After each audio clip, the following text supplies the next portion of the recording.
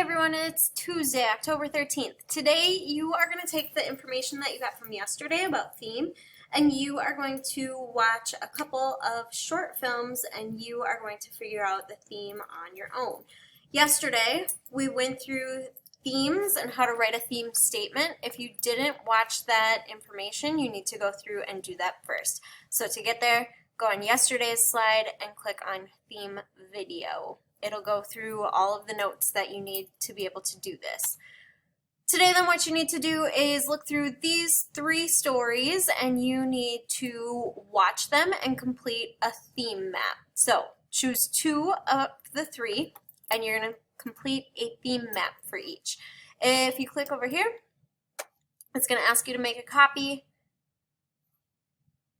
Up here where it says copy of, type in the title of whatever video you're watching, and then you'll type in the title of the story here.